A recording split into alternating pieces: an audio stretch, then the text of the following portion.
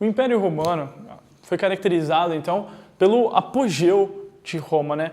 O Império Romano ele vai representar a parte de maior sucesso de Roma. E é o que é mais representado atualmente em filmes, em livros, enfim. Bom, o Império Romano ele ocorre logo após a morte de Júlio César. Quando Júlio César morre, e existe toda uma revolta social devido a isso, o seu sobrinho e filho adotivo, Otávio Augusto, ele é nomeado como príncipe. E aí vem a origem do termo príncipe, é o primeiro. Príncipe significa o primeiro, né? É o principal, o melhor, né? De Roma. Otávio Augusto, então, ele é considerado príncipe do Senado, né? E César. Aí vem um termo, que César não é um nome, é um termo, né? E que vai influenciar depois em toda a história. Os russos, né, vão nomear o seu imperador como Czar, que vem de César, dos alemães, né? Os alemães dos estados germânicos de Kaiser, né, também vem da origem de César. O que é ser César? O que é ser imperador de Roma?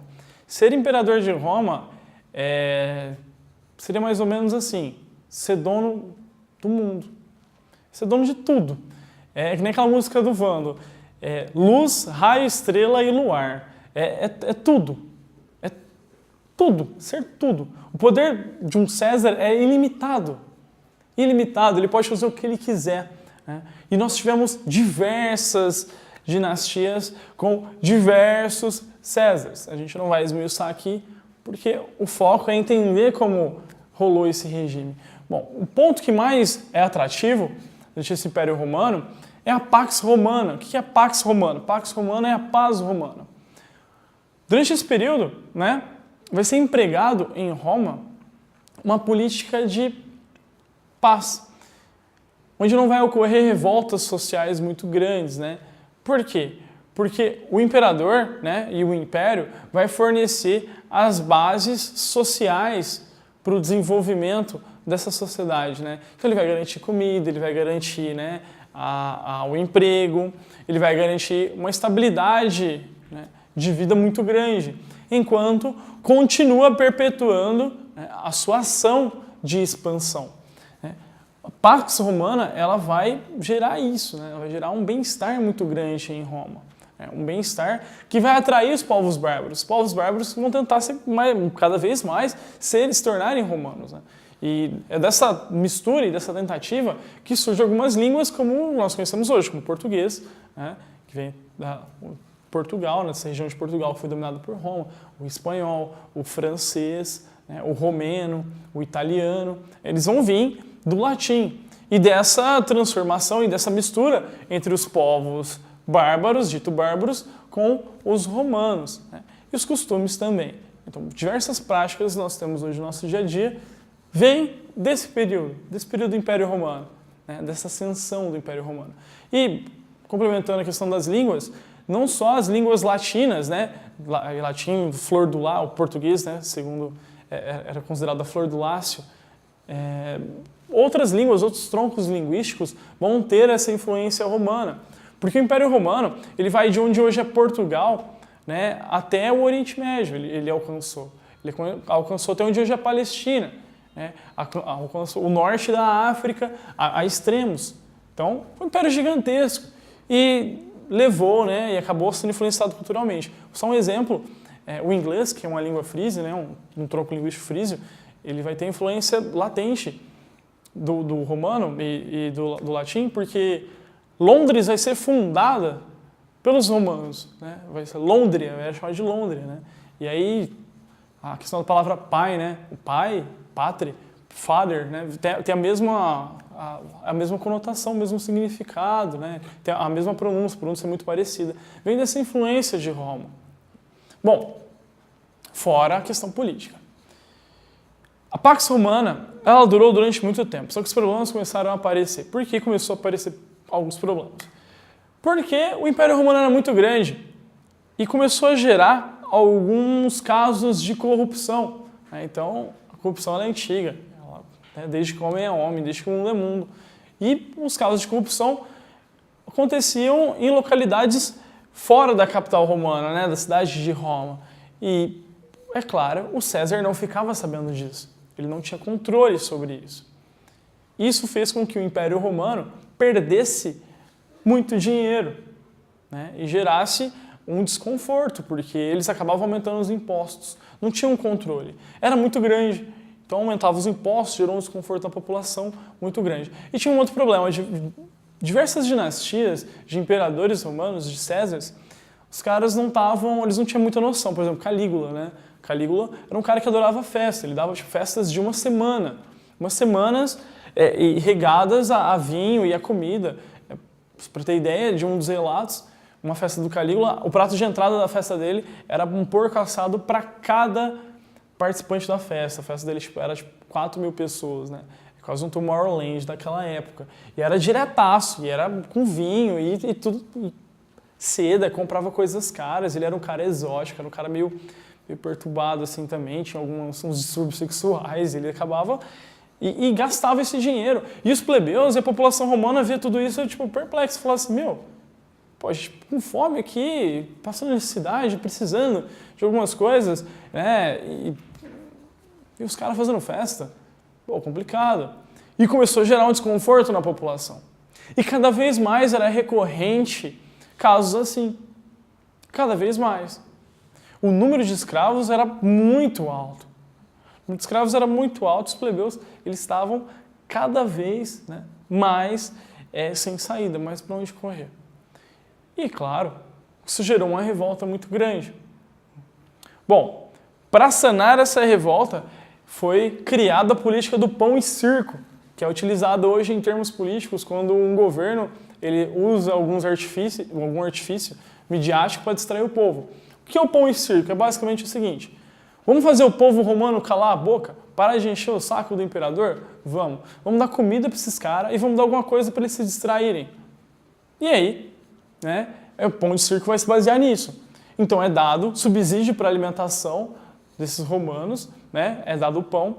E o circo ele era caracterizado principalmente pelas lutas de gladiadores nos centros de combate. O mais conhecido dele, inclusive, é um símbolo de Roma, o Coliseu, né? O Coliseu é um desses centros de combate. O que é o Coliseu?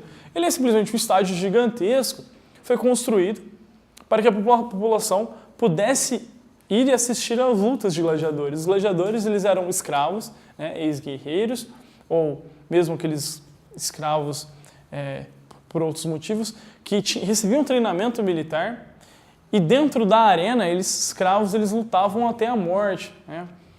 Qual que era a vantagem de você ser um gladiador? Se você vencesse, você tinha algumas regalias, mesmo sendo escravos. Você, por exemplo, tinha uma noite de comida farta, né? Você poderia frequentar uma festa, fora o delírio do público. Comparado a hoje um astro como o Cristiano Ronaldo, o Messi, o Neymar, um gladiador, um grande gladiador, ele tinha a mesma reputação. Ele era visto como um cara admirável, mesmo sendo escravo. Isso fazia com que a população não prestasse atenção nos casos de corrupção, nos mandos e desmandos do governo do César, né? E dos problemas sociais que acabavam rolando. Era uma forma mesmo de distração muito grande. Roma foi se mantendo milênios assim. Porém, Roma vai sofrer um golpe muito violento, que vai ser o indício do seu fim, né? E vale ressaltar, não tem uma data para o fim do Império Romano. Aliás, não tem uma data para o início do feudalismo, não tem uma data... São convenções, nós criamos convenções. Porque se a gente falar assim, o feudalismo acabou no século XV, como exemplo, a Rússia no início do século XX ainda era feudal. Então, são só convenções, são só termos. Não vamos nos prender a datas, né? Porque isso não é o importante dentro de um vestibular, dentro de uma prova. Mas o grande declínio, o grande golpe no Império Romano vai ser o cristianismo. Por que o cristianismo? A palavra cristianismo vem de Cristo, a palavra de origem grega, que significa Salvador. Bom, como dito anteriormente, o Império Romano ele chegou a diversas localidades. E uma forma de aceitação do Império Romano é que Roma permitia que os lugares conquistados continuassem exercendo a sua religião. Então Roma invadiu a região hoje da Palestina, de Israel, e falou assim, olha, judeus, vocês podem continuar aí adorando seu Deus, não tem problema nenhum, isso aí é normal, tranquilão, vida segue. Eu só quero o dinheiro de vocês, eu quero que vocês me respeitem. Beleza? Beleza, tá tranquilaço. tranquilo, ótimo. E assim foi em outras localidades, né? Isso também mostra um pouco da permanência da mitologia nórdica, da crença nórdica na Europa, muito forte nos países escandinavos. Roma atuava dessa forma. Era uma forma de conciliar, né? De não obrigar. Era uma forma de dominação muito inteligente. Acontece que, com o cristianismo, rola um pequeno probleminha. Esse cara chamado Jesus Cristo, quando ele apareceu, ele começou a falar mais ou menos assim, tipo, não respeita esse tal de César. Não dá moral para o que esse cara fala.